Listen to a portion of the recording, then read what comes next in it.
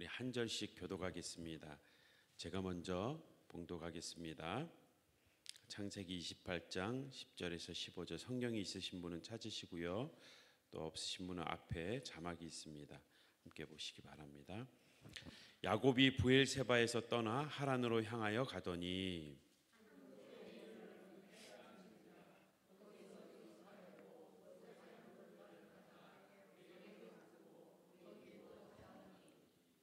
꿈에 본즉 사닥다리가 땅 위에 서 있는데 그 꼭대기가 하늘에 닿았고 또 본즉 하나님의 사자들이 그 위에서 오르락 내리락 하고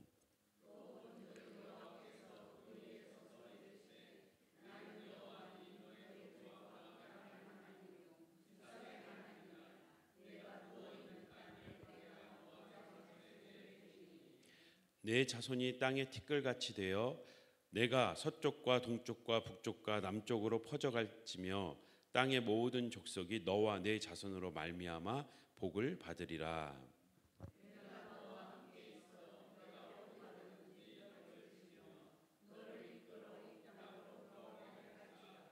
내가 내게 허락한 것을 다 이루기까지 너를 떠나지 아니하리라 하신지라. 아멘. 할렐루야. 우리 옆에 계신 분과 인사 나누겠습니다. 주님 품에 쓰러집시다. 주님 품에 쓰러집시다. 예. 혹시 쓰러질 일이 있으면 누구 품에? 예, 남편 품에 말고 또 자식 품에 말고 주님 품에 쓰러지시기 바랍니다. 우리가 힘든 일 있으면 가까이에서 함께 마음을 나누고 또 공감해주고 위로받을 수 있는 동역자가 있는 것, 친구가 있는 것 너무 좋지요. 그런데 그들도 우리가 힘들다고 계속 힘들다고 울어제끼고 계속 하소연하면 한 번, 두 번은 정말 마음을 다해서 위로해 줄지 모르지만 그 다음부터는 힘들어요. 상대방도 힘들고 지칩니다. 그러다 보면 서로가 힘들어져요. 그리고 우리의 속마음을 다 꺼내놓는 게 늘 유익하지만은 않습니다. 우리 안에 쌓여있는 이 숨막히는 사연들을 꺼내놔야 우리가 살 것 같은데 사람에게는 한계가 있어요. 하나님께 꺼내놔야 하나님 품에 쓰러져야 뒤탈도 없고 가십거리도 없고 아주 깔끔하게 나의 감정도 모든 관계도 상황도 하나님이 정리해 주실 줄 믿습니다. 우리가 아무리 좋은 사람이어도 우리가 좋은 사람이 아니니까 우리도 누군가의 이야기를 들어주다가도 야, 이 사람하고 계속 사귀다 보면 힘든 일만 나도 같이 힘들어지겠다.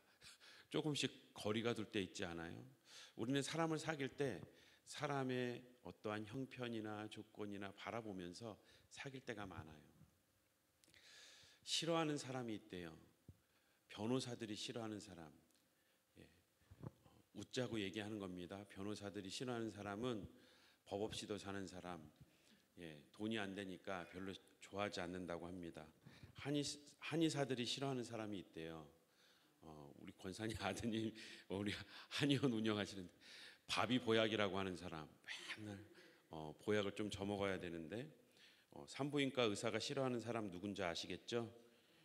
무자식이 상팔자라고 얘기하는 사람. 치과 의사가 싫어하는 사람은 이가 없으면 잇몸으로 먹겠다고 하는 사람. 학원 강사가 싫어하는 사람도 있다고 합니다. 하나를 가르쳐주면 열을 알아버리는 사람. 더 이상 학원에 수강을 안 하죠. 우리도 살아가면서 다 이해관계를 따져가면서 만나고 그 속내는 이 사람을 가까이 하면 어떤 유익이 있을까? 저 사람을 가까이 하면 나에게 어떠한 또 나에게 손해가 있을까? 이해와 손실을 따지면서 우리는 만나기도 합니다. 하지만 성경에는 이렇게 말합니다. 레위기 26장 44절 우리 함께 읽어보겠습니다. 레위기 26장 44절 시작.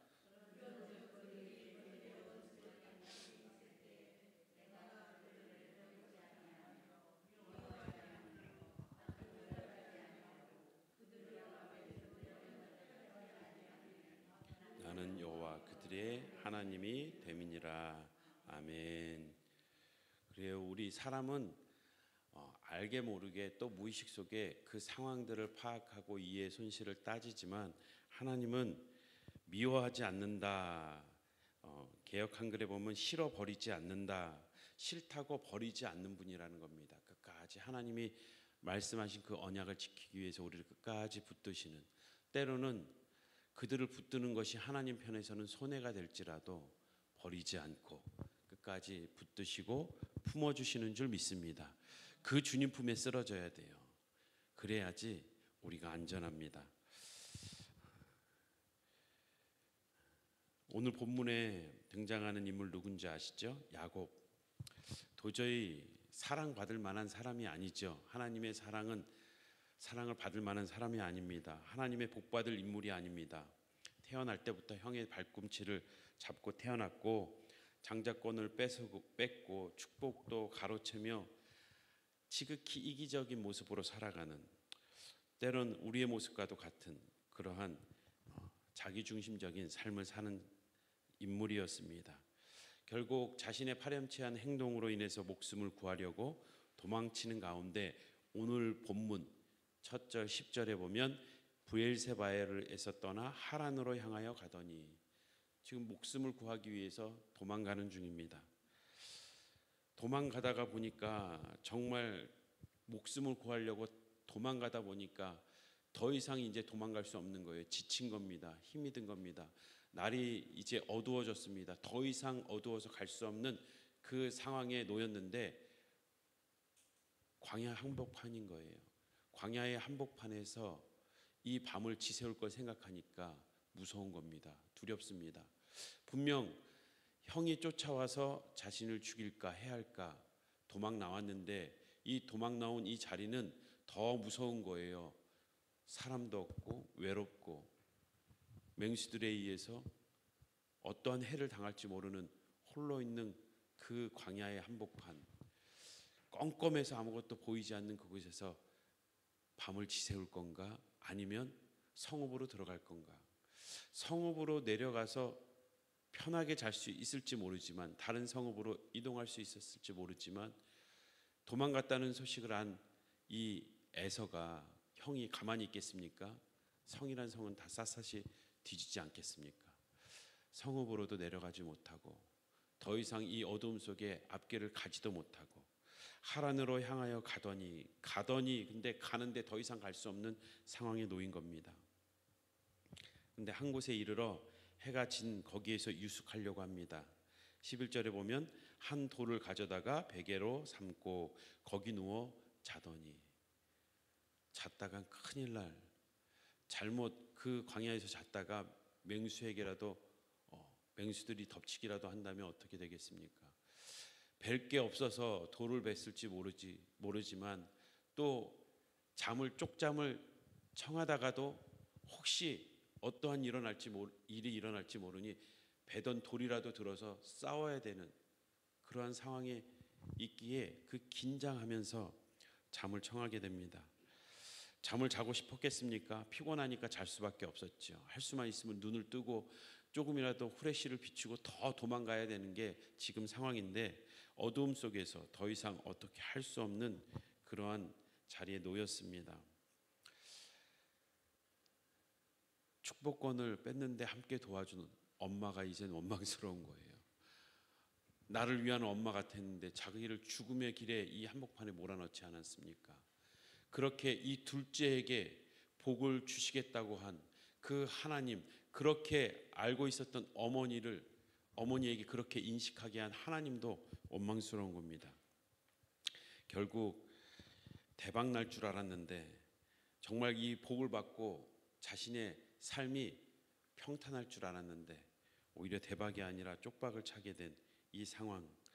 사랑하는 성도 여러분, 우리도 뭔가 일이 잘 되려다가 위기를 맞이하면 남의 탓을 하고 하나님을 원망합니다. 크게 무언가 질 줄 알았는데 오히려 손해의 자리에 머물게 되면, 손해의 자리에 놓이게 되면 교회를 떠나는 사람도 있고 아예 신앙을 접어버리는 사람들도 있습니다. 우리의 삶 속에도 돌베개를 베고 잘 수밖에 없는 상황이 놓일 때가 있습니다. 그 누구에게도 도움을 청할 수 없고 홀로 외로이 그 광야의 한복판에서 정말 그 힘겨운 사투를 벌이며 인생의 최악을 맞이할 때가 있다는 겁니다. 그럼에도 그 상황에서 어두움 속에서 그는 잠을 청합니다. 그가 잠을 청할 때에 의지할 거라곤 아무것도 없었습니다. 다만 그가 귀로 듣던 그 하나님, 아버지로부터 들었던 그 하나님 의지하면서 자신도 잘 모르지만 하나님 제발 도와주세요라는 마지막 지푸라기라도 잡는 심정으로 하나님을 부르짖으며 그는 잠을 청했습니다. 하나님이 왜 광야로 내모셨을까? 하나님은 왜 이러한 상황을 다 아시는 그 하나님, 그의 인생의 주권자 되신 하나님이 왜 광야에서 자게 만드셨을까? 우리의 인생에도 때때로 이 광야로 내모시고 광야에서 돌베개를 베고 잘 수밖에 없는 상황에 놓이게 하실 때 우리는 기억해야 합니다. 야곱에게 하나님의 그 의도가 있었던 것처럼 우리의 삶에도 하나님의 분명한 의도가 있기에 그 광야로 내모시고 돌베개를 베고 자게 만드십니다. 그 먼저는 야곱을 인격적으로 만나 주시기 위해서 하나님은 광야로 내모셨습니다. 그의 아버지 이삭은 우물을 뺏기면서 숨이 막히는 순간이 한두 번이 아니었어요. 그런데 그 숨이 막히는 숨통이 조여오는 그 상황들 속에서 하나님을 깊이 만납니다. 아브라함도 그 하란에서 가나안으로 떠나는 아무것도 모르는 그 불안한 그 미래에 발걸음을 내딛는 그 순간순간을 통해서 하나님을 의지하고 또한 아내를 빼앗겼을 때에 자식을 드렸어야 될 그때에 그 위기의 순간마다 하나님을 깊이 만납니다. 하나님은 그 아브라함의 하나님, 이삭의 하나님, 그 하나님은 오늘 야곱의 하나님이 되어주길 원하셨습니다. 야곱의 하나님이 되어주길 원하셨기에 그를 인격적으로 만나주시길 원하셨기에 오늘 야곱을 그의 욕심대로 살아가는 야곱을 두시다 광야로 부르신 겁니다. 광야의 자리에서 만나주시기로 작정한 겁니다. 아직 야곱은 그 하나님을 귀로만 들었지 만나지 못했습니다. 하나님을 경험하지 못한 야곱을 가까이 하기 위해서 하나님은 죽음의 순간, 인생의 최악의 순간에 만나주십니다. 사랑하는 성도 여러분, 우리의 인생도 마찬가지입니다. 최악의 순간에 돌베개를 베고 광야에서 부들부들 떨며 잘 수밖에 없는 그 상황, 거기에서 잠을 청한다는 것은 곧 죽음을 의미합니다. 졸았다간 죽을 수밖에 없는, 에서의 형이 쫓아와서 추격하는 그 자객의 손에 혹은 그 맹수들에게 죽을 수밖에 없는, 눈을 감았다간 죽을 수밖에 없는 그런 상황에 하나님은 내모시며 오히려 그의 영혼이, 그의 삶이 죽음을 맞이하는 듯한 그 상황 속에서도 그의 영혼을 살리시고자, 그의 영혼을 가까이 하시고자 하나님은 그 광야로 내모신 것입니다. 두 번째로 야곱을 광야로 내모신 그 광야에서 자게 하신 그 이유는 야곱의 야망, 그 욕심, 그가 생각했던 자신의 삶을 내려놓게 하기 위해서입니다. 자신의 열심으로 살아보려고 애썼죠. 발버둥 쳤습니다. 근데 지금에 있어 최선의 방법은 도망치는 방법밖에 없었고, 도망자의 인생을 사는 그에게 모든 것을 포기해야 하는 그러한 순간이 찾아온 겁니다. 자신이 욕심을 내었던, 자신이 그 이기적인 행동을 했던 모든 것이 후회되는 순간입니다. 우리도 살아가면서 나름 열심히 살며 무언가 우리의 계획과 꿈을 가지고 달려가지만 그 화려했던 그 꿈, 그 인생을 다 내려놓게 하는 순간이 찾아오기도 합니다. 그러한 상황 속에 하나님은 그의 모든 것을 내려놓고 다시금 새롭게 그의 삶을 세워가시길 원하십니다. 이것이 세 번째입니다. 야곱의 인생에 새로운 사명을 보여주시기 위해 새로운 꿈, 새로운 비전, 내가 원하고 내가 욕심내었던 내 계획과 내 꿈이 아니라 하나님의 꿈, 하나님의 나를 통해서 하시고자 하는 그 비전, 그 사명을 붙들게 하기 위해서입니다.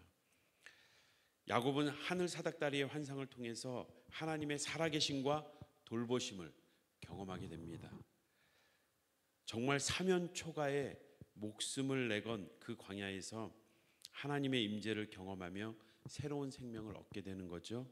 이제는 전과 같은 삶의 목적이 아니라 내가 내 인생을 책임지고 내가 내 앞길을 계획해야 되는 그러한 삶이 아니라 이제는 내 삶은 하나님의 것이고 죽은 자와 같았던 그 광야의 밤에 하나님의 임재를 경험하며 하나님이 내게 주신 그 꿈을 가지고 다시 살아갈 수 있는, 다시 일어설 수 있는 힘을 얻게 됩니다. 광야에서 하나님의 임재를 경험하며 새로운 생명을 얻고 전과 같은 삶의 목적이 아닌 하나님의 인도함을 받으면서 새 아침을 맞이하게 됩니다. 사랑하는 우리 성도님, 인생의 최악의 순간에 우리도 주님을 만나고 새로운 인생을 살게 된 경험이 있을 겁니다. 또한 그러한 삶의 자리에서 하나님은 우리를 새롭게 하십니다. 우리에게 광야의 밤 모든 것을 포기하고 목숨마저 내놓아야 하는 순간에 하나님은 우리를 새롭게 하시며 새 힘을 주시고 새로운 꿈을 주시고 새로운 삶을 허락하시는 줄 믿습니다. 하나님의 임재를 경험하는 자들은 그 임재로 인하여 그의 영혼이 새롭게 살아나게 됩니다. 무엇이 야곱으로 하여금 계속해서 그 하란을 향하여 일어서 가게 만들었습니까? 처음에 도망가던 그 목적이 아니라, 살기 위해서 가던 그 목적이 아니라, 이제는 하나님이 살아계시고 그 하나님을 만났기에 그 하나님을 위해서 살고자 하는, 하나님의 꿈을 이뤄드리고자 하는 그의 삶의 목적이 바뀌어서 맞이한 새 아침이었고, 그의 발걸음은 여전히 하란으로 향하지만 그 발걸음의 목적이 바뀌었습니다. 그렇습니다. 우리의 신앙은 이러한 광야의 한복판에 쓰러진 야곱처럼 최악의, 인생의 최악의 순간에도 하나님을 붙들고 쓰러질 때 다시 사는 겁니다. 믿음은 인간 최악의 순간에도 주님 품에 쓰러지는 것, 그것이 믿음입니다. 지난 시간에 우리가 들었던 말씀 기억하시죠? 이삭이 우물을 파고 또 파고 막히면 다시 파고 다시 파면서 그의 재산을 탕진하고 초라한 인생이 된 게 아니라 오히려 그가 보이는 우물이 아니라 숨 막히는 순간에 보이지 않는 우물 하나님을 볼 수 있었고, 그가 파는 곳마다 샘이 터지는, 이제 그 자신이 샘 자체가 되어버린 것처럼, 그의 인생을 그렇게 축복하신 것처럼 오늘 야곱도 그렇게 만들어 가십니다. 이삭이 우물을 쫓는 인생이 아니라 우물 자체가 되게 해주시기 위해서 보이지 않는 우물, 그 하나님, 참 샘의 근원이 되신 하나님을 쫓는 인생으로 만들어 주셨던 것처럼 오늘 야곱은 인생을 포기하고 싶은 그 순간에 주님 품에 쓰러집니다.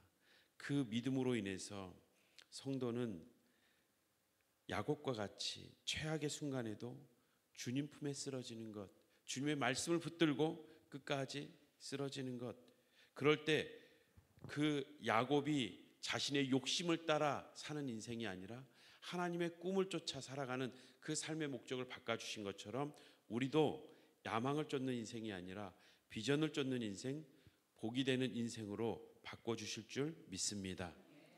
하나님은 절망의 순간, 최악의 순간에도 우리를 만나주시는 사랑의 하나님이시고 우리의 모든 삶을 새롭게 하시며 살아갈 새 힘을 주실 수 있는 전능의 하나님이신 줄 믿습니다. 야곱은 하란으로 가다가 죽지 않았습니다. 광야에서 자다가 목숨을 잃지 않았습니다. 빼앗기지 않았습니다. 돌베개를 베고 잤다고 하니까 누구는 입이 돌아가지 않았나 궁금한 사람도 있겠지만 입이 돌아가지 않았습니다. 개운하게 일어났습니다. 새 힘을 얻어서 일어났습니다. 세상이 새롭게 보이는 순간이었습니다. 왜요? 하나님의 임재를 경험했기 때문에. 하나님을 만난 자는 그렇습니다. 성도의 삶이 그렇습니다. 삶이 새로워졌습니다. 하나님의 인도함을 받는 인생인 줄 알았기 때문에 이제는 두려워하는 인생이 아니라 불안해하는 인생이 아니라 하나님 안에서 평안함과 충만함을 누리는 그러한 인생으로 당당하게 힘있게 하란으로 향하고 있었습니다. 아브라함에게 하신 약속, 너에게 땅을 주겠다, 씨를 주겠다. 하나님은 그 씨가 이삭으로 이어지고 있음을, 야곱으로 이어지고 있음을, 그런데 그 씨, 그 많은 자손, 하늘의 별과 같이 바다의 모래가 같이 많게 하겠다는 이 약속이 하나님의 인도하심을 받고 나아가는 이 야곱을 통해서, 12 아들을 통해서 그 이스라엘 민족을 이루는 그 이스라엘 민족이 예수 그리스도로 말미암아 영적 이스라엘을 하나님께로 돌아오는 많은 백성을 이루게 한 것처럼 야곱은 하나님의 뜻을 이루어드리는, 하나님의 비전을 이루어드리는 인생을 살게 됩니다. 땅을 얻고 자손을 주신다는 아브라함의 언약을 성취하는 장본인이 되고, 그가 얻으려 했던 그 물질의 야망이 아니라 하나님의 언약을 이루는 비전의 사람으로 바꿔주셨습니다. 사랑하는 성도 여러분, 주님 품에 쓰러져야 할 우리의 삶의 문제는 어떠한 것들이 있습니까? 정말 이 문제가 해결이 안 돼서 정말 답답하고 힘에 겪고 때로는 쓰러질 수밖에 없는 상황, 그 문제를 가지고 주님 품에 쓰러지십시오. 그 문제를 가지고 주님 품에서 잠드십시오. 고민하다가 침대맡에 잠들지 말고 하나님 어떻게 할까요? 나에겐 힘이 없습니다.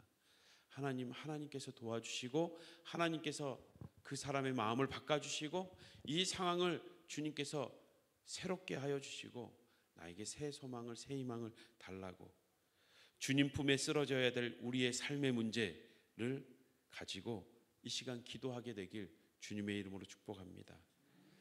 주님 품에 쓰러질 때 우리가 붙들어야 될 말씀은 무엇입니까? 하나님의 약속은 무엇입니까? 주님 품에 안길 때에 주님의 말씀을 의지하여서 오늘 주신 본문의 14절 15절을 보십시오. 내 자손이 땅의 티끌과 같이 되어 내가 서쪽 동쪽 북쪽 남쪽으로 퍼져나갈지며 땅의 모든 족속이 너와 내 자손으로 말미암아 복을 받으리라. 너는 복의 근원이 될지라 라고 하신 말씀을 하나님께서 성취하시겠다는 겁니다. 15절 우리 마지막 절 함께 읽겠습니다. 시작. 내가 너와 함께 있어 내가 어디로 가든지 너를 지키며 너를 이끌어 이 땅으로 돌아오게 할지라. 내가 내게 허락한 것을 다 이루기까지 너를 떠나지 아니하리라 하신지라. 아멘. 하나님이 함께 있겠다고 약속하셨습니다. 하나님이 너를 지키겠다고 약속하셨습니다.